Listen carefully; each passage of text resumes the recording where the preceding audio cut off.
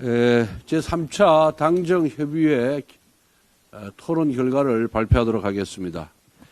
첫째, 당정은 지금의 심각한 경제위기에 대한 인식을 같이 했습니다. 당은 경제정책 기조를 민간주도로 과감히 전환할 것을 요청했습니다.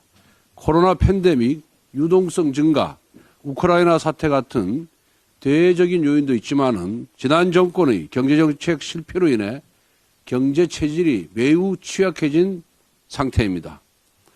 정부 주도의 과도한 시장 개입, 세금 일자리, 규제 일변도 정책은 민간의 활력을 저하시켰고 구조개혁 지연으로 잠재 성장률은 하락했습니다.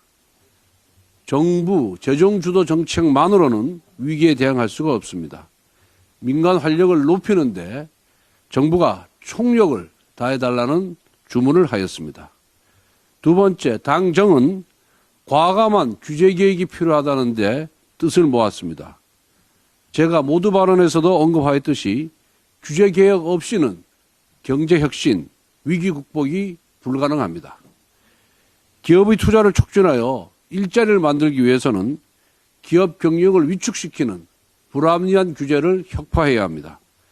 당은 법인세 인하 등 세제 지원 확대, 경제법령상 형벌 합리화 방안 마련 등을 통해 경제 활력을 제고해 나갈 것을 요청했습니다.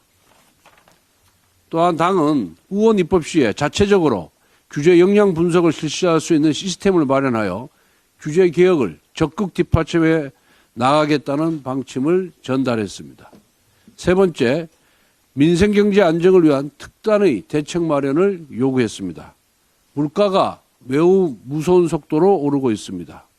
서민 부담을 낮추기 위해 정부가 유류세 인하 조치를 유지하고 있지만 유가 상승 속도를 따라갈 수 없는 실정입니다.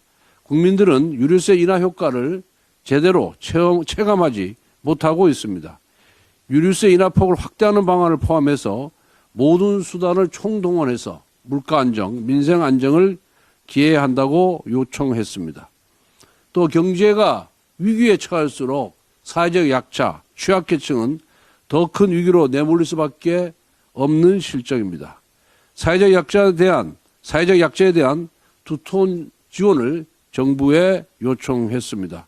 예컨대 노인 빈곤 완화를 위한 기초연금 인상 방안 마련, 저소득 국가유공자에게 지급하는 생활조정수당 확대, 또 한부모 가족에 대한 양육비 지원 기준 상향 조치 등 정부가 강구할 수 있는 방안을 마련해달라고 요청했습니다. 윤석열 정부가 나아가야 될 방향은 분명합니다. 경제 활성화, 민생 회복, 미래 준비입니다. 국민들이 체감할 수 있는 변화를 만들어갈 수 있도록 당정은 지속적으로 협조하고 국민에게 이해를 구하도록 하겠습니다. 이상입니다.